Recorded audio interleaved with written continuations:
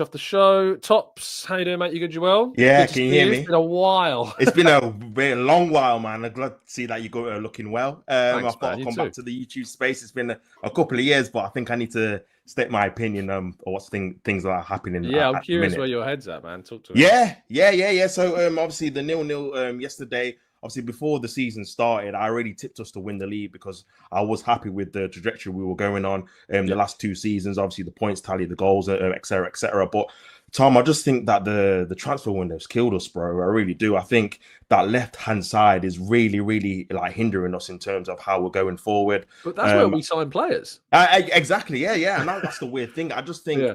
because we needed so much depth and so much quality added into that left hand side all at one time in terms of the left back and the left side of the midfield, and we brought in two players that obviously need to get accustomed to the league, not used to obviously the conditions of the Premier League.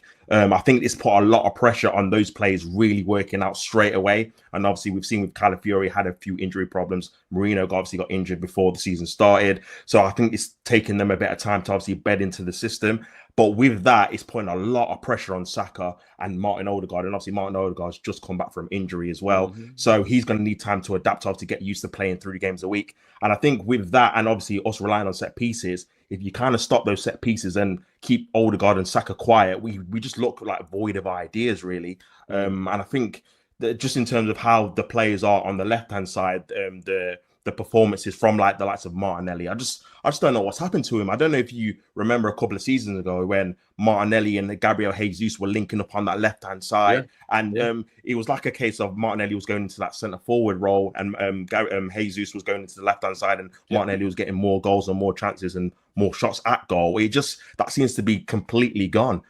So that's a real worry.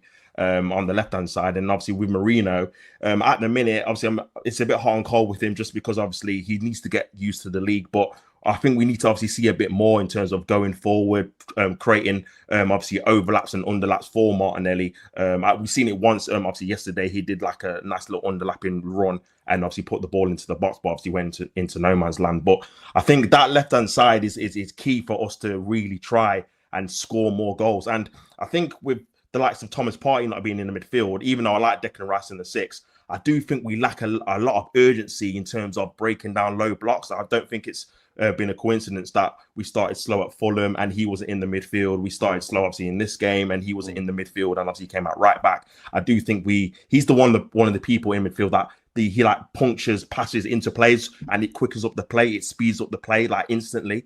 And I think we do miss that when he's not playing in that sixth role.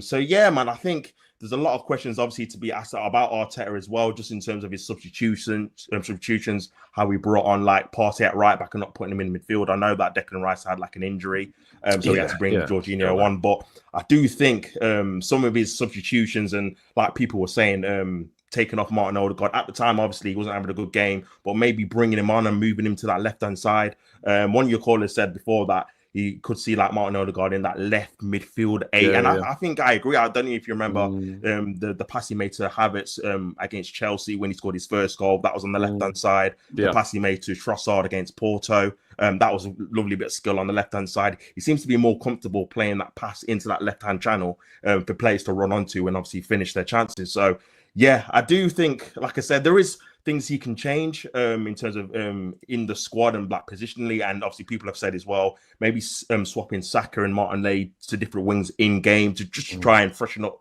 obviously the lineup and just freshen up the team could be like an idea as well. But yeah, pressure's on, man. I just feel like obviously with Arsenal fans, and because we've been waiting so long for a trophy and obviously for the league title, there's a lot of pressure on this season because everyone just thought it's going to be upward trajectory. But we all know that seasons obviously are not linear. I was watching like a review of, I think it was the 2008-9 season, where the season before we probably should have won the league when Eduardo broke his leg. But then the next season we had so many injuries: Fabregas, Torre, Gallas, like all these players were always injured, Adebayor, Van Persie, and that season we ended up in the top 4 race just because of the injuries. And obviously this season we've had obviously dodgy like referee decisions. We've had obviously Odegaard injured for like 2 months as well. So sometimes the seasons just don't line up, unfortunately. But I do think there is a massive opportunity for us to win like a league cup, an FA Cup, just to win a trophy, just to build that winning mentality into the team. Because a lot of these players, like your Martinellis and your Sakas, have not tasted loads of silverware at the club. So I think for me, it would be key if we can try and win a trophy or two this season and then try and kick on from there if we can't win the league. Obviously, I'm not saying it's all done, but I do think we're either going to have to go into the transfer market and change something within the dynamics of the team to make sure we can have a lot of chances created more. Because like we were saying, like you said before, at Fulham and obviously this game, we had enough chances to win. But the problem is because we don't have that natural goal scorer, it's like we have to create extra chances to make sure we get over the line. Like we've seen at Monaco, how many one-on-ones we missed just because we haven't got that clinical forward. It just seems like we have to create like a plethora of opportunities to make sure we start the season, because we had that difficult run and we had like offside, we had like red cards and injuries and stuff. We were looking at these run of fixtures to think, okay, this is where we can go on a bit of a run where we can win games all the way through. But unfortunately, obviously, we've dropped 2 points to yesterday and obviously last week as well. So yeah, bit down, but I don't think the season's over. We're doing well in the Champions League. We've got obviously the League Cup quarterfinals. Definitely, we need to win that, get to the semi-finals. Great opportunity.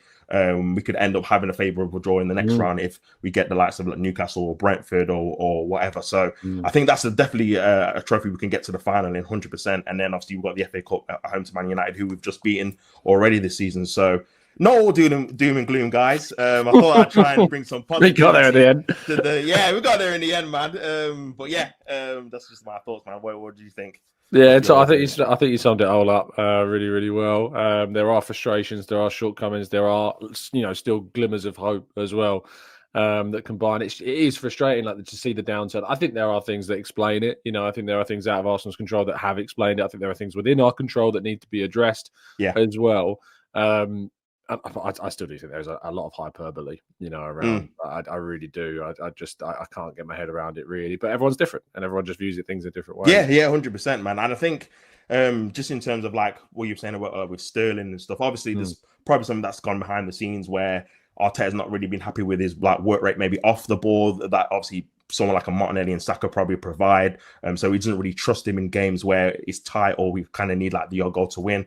But I just think with that signing, I think it just kind of summed up like the transfer window in a whole, where obviously the fans were expecting like that marquee forward signing, just because even though we were fantastic last season in terms of scoring goals, 6-0, 5-0. Well, that has to happen in the summer. Like again, the summer has to be the summer in 2025 where we sign a top forward. Yeah. And in January we have to sign a good attacking option, in my opinion, and a defender as well to prop up these injuries that we continue to be hampered with. Like I think there's no excuses for Arsenal in January. They have to spend, and I think in the summer there's even less. They have to go and attack it really aggressively and with big financial backing. Tops, I'm only moving on because I'm running out of time. No worries, mate. Thanks so much. For having me. Yeah, really take care. Appreciate it.